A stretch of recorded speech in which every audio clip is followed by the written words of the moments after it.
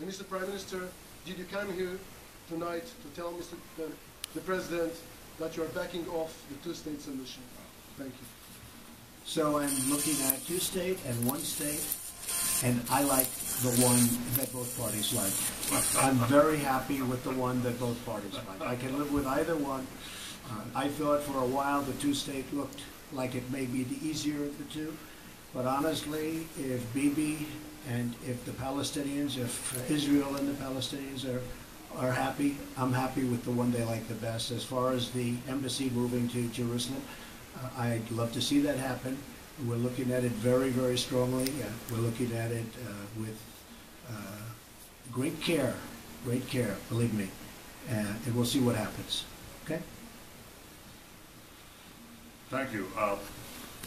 I read yesterday that an American official said that if you ask 5 people what 2 states would look like, you'd get 8 different answers.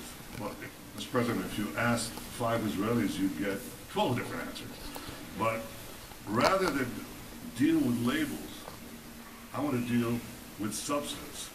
And something I've hoped to do for years in a world that's absolutely fixated on labels and not on substance. So here's the substance. There are 2 prerequisites for peace that I laid out to you several years ago. And they haven't changed. First, the Palestinians must recognize the Jewish state. They have to stop calling for Israel's destruction. They have to stop educating their people for Israel's destruction.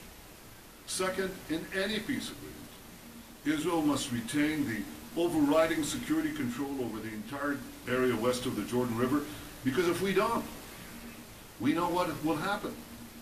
Because otherwise we'll get another radical Islamic terrorist state in the Palestinian areas, exploding the peace, exploding the Middle East. Now, unfortunately, the Palestinians vehemently reject both prerequisites for peace.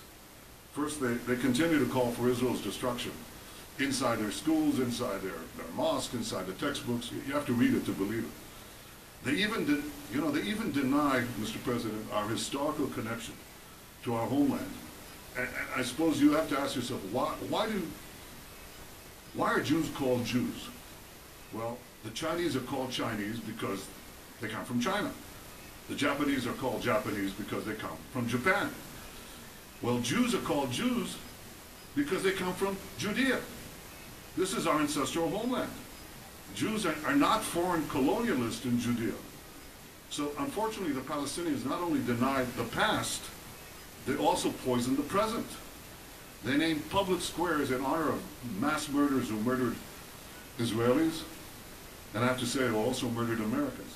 They pay monthly salaries to the families of murderers, like the family of the terrorist who killed Taylor Force, a wonderful young American, a West Point graduate, who was stabbed to death while visiting Israel. So this is the source of the conflict. The persistent Palestinian refusal to recognize a Jewish state in any boundary, this persistent rejectionism, that's the reason we don't have peace. Now that has to change. I want it to change. Not only have I not abandoned these 2 prerequisites of peace, they become even more important because of the rising tide of fanaticism that has swept the Middle East and has also, unfortunately, infected Palestinian society. So I want this to change.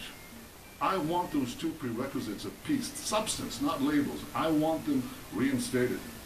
But if anyone believes that I, as Prime Minister of Israel, responsible for the security of my country, would blindly walk into a Palestinian terrorist state that seeks the destruction of my country, they're gravely mistaken. The 2 prerequisites of peace, recognition of the Jewish state, and Israel's security needs west of the Jordan, they remain pertinent. We have to look for new ways, new ideas on how to reinstate them and how to move peace forward. And I believe that the great opportunity for peace comes from a regional approach, from involving our newfound Arab partners in the pursuit of a broader peace and peace with the Palestinians. And I greatly look forward to discussing this in detail with you, Mr. President, because I think that If we work together, we have a shot. And we have been discussing that, and it is something that is very different, hasn't been discussed before, and it's actually a much bigger deal, a much more important deal in a sense. It would take in many, many countries, and it would cover a very large territory. So I didn't know you were going to be mentioning that, but that's now that you did, I think it's a terrific thing. And I think we have some pretty good cooperation from people that in the past would never, ever have even thought about doing this. So we'll see how that works out. Okay? Katie from Town Hall.